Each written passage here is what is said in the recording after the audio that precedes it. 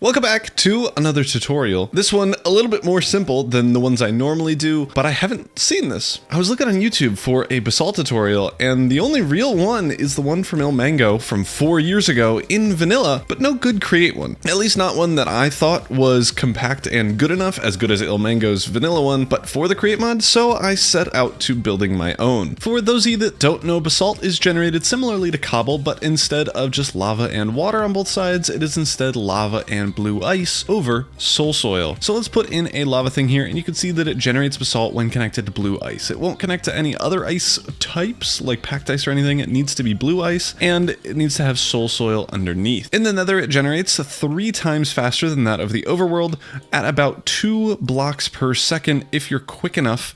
And with the drills, we are. The biggest challenge in making a compact basalt farm is that you can't just collect the basalt from underneath, since we need soul soil there. There's not really a way to collect it from the top or the side, since at least for funnels and stuff, they need to be inside the block itself. And if we tried that, basalt would just never generate. So we have to do it the vanilla way by putting a Hopper Minecart inside the soul soil block so that it picks up any block that is broken in this radius. If you try to put a Hopper Minecart underneath the soul soil block, you will get 90% of the basalt here, but I have seen that after a while and with a lot of basalt things in a row, it does seem to sometimes drop out or behind or to the side, making it not possible for the minecart hopper to pick up everything. So while there are farms with this design, it is a little bit inefficient and not perfectly lossless. And those were a few of the challenges that we faced while building this, but let's now get to the actual farm. This thing is really quite simple. It is lossless, and just for the small one, which is a 2x6 kind of area here, we are getting around 86,000 basalt per hour.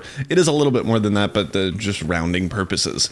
It is pretty much lossless. We have minecarts all the way along here, and this is in the nether. The nether is 3 times faster in terms of generating lava onto these blocks and creating basalt. So if you want to do this in the overworld, it'll be 3 times slower, so just keep that in mind. The basalt is generated, if you don't know, with lava and blue ice touching each other, and they have to be touching on top of a soul soil block. We're then mining it with just some mechanical drills connected up with encased chain drives, and then picking it up with the Hopper Minecart hopper system here that puts it into these item vaults. There are 2 item vaults in this design that both can be pulled from like a smart chute or a funnel, whatever you want to do, onto belts or whatever else, and that is pretty much the entirety of the farm. It is really quite simple. I'm also going to be providing in the description the schematic for the 2x version that produces 172,000 basalt per hour. Again, they are both lossless. This farm does require 12,000 stress units, and since we're in the nether, steam engines are a little bit of a challenge, so I would just recommend setting up 2 max size windmills to account for all this. You will get 86,000 basalt per hour, which is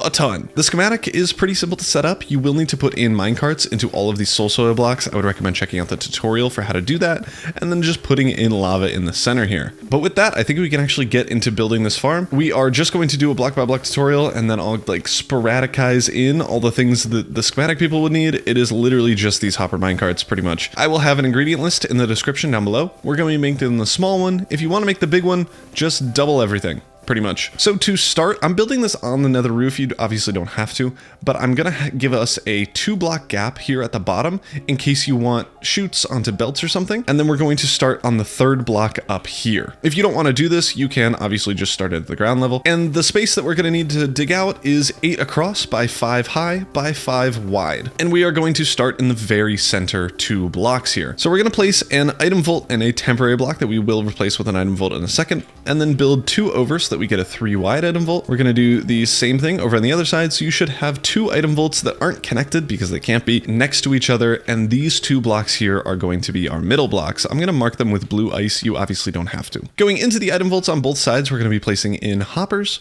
You're going to need 12 of these in total. And on top of the hoppers, we're going to be placing in rails. You obviously don't have to do powered rails since these are temporary. I'm doing powered rails so that the rails don't connect over on the ends here, so that we could just place in our Hopper Minecarts on top of them.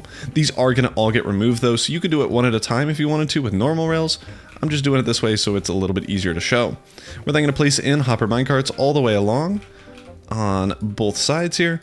And then we can remove all of the rails that these are sitting on, as well as the rails in the middle on top of these item vault blocks. Once we have that, we're going to need to get in our soul soil inside of these blocks where the Hopper Minecarts are.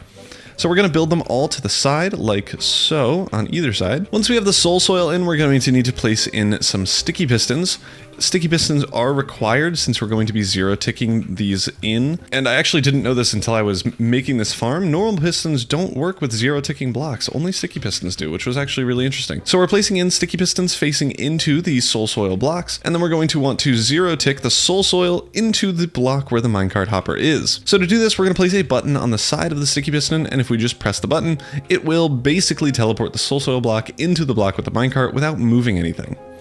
We're going to do that on all 6 of these and then go to the other side and do the same thing. And again, you can just use one piston if you want, but I'm in creative, so the cost of sticky pistons doesn't matter at all to me. So I can just use 6 on either side. In this middle block here, we're going to be placing in glass. This can be any non-flammable building block. If you're playing with fire tick off, then it doesn't matter what block it is. And this is where our lava is going to be going in a second. First though, let's get in our blue ice. So the blue ice is going to go diagonally above the soul soil blocks on both sides. And then we're going to fill in glass. I'm just going to do it in like this little helmet type shape on either side, and this will make it so that the lava can't flow out, and probably more importantly, while the farm is running, even though it'll still generate basalt blocks here, it won't do it on the other side now. And that is because the lava is still going to try to flow out this way, which is an interesting thing that's happening. It confused me for quite a while, but that is why we need these blocks here. So now we can get in the lava. We're just going to place it in on all the sides all the way across like this, and you should have blue ice basalt, lava basalt, blue ice. The basalt should have generated. Make sure you're above 1.16, but I'm assuming you are. All right, on top of all the basalt, we're going to place in drills facing downward. And then on top of those drills, we're placing in our encased chain drives. And that is pretty much the entirety of the farm. The last thing we need to do is connect both of these encased chain drives together. So we're going to do encased chain drives on either side, and then some encased chain drives to connect it all. You can now power this machine from either the top or the bottom if you'd like. And there we go. This thing is set up and it's producing basalt. Make sure that all of the basalt is going into these hoppers. You should just be able to check, and if there's a basalt usually every second in these hoppers, then you're good. And we should see basalt going into these item vaults here, which is exactly what we're looking for. I would also check to make sure that all the basalt blocks are actually generating in each time. If they're not, just be sure to check that you don't have a glass block missing, because then that'll happen. But that should be the farm. It is really, really simple. Probably the easiest create mod machine I have ever made. And honestly, it's so fast. 86,000 basalt per hour is a crazy amount. And if you have the Create Ultimate Factory mod, this can be used for some crazy stuff like ancient debris and netherite scrap. That might be foreshadowing for a future video coming out soon. And instead of subtleties, let me just show you the thing that I've been working on about it. It is done-ish, and it'll be coming out in about a week. But holy cow, is this thing a mess and compact. So I hope you're excited for this, and I hope you enjoyed this tutorial. If you're new, be sure to subscribe, like the video, check out all my other ones, and of course, stay tuned for next week where we get the ancient debris farm. But that'll do it. Have a good one. Peace.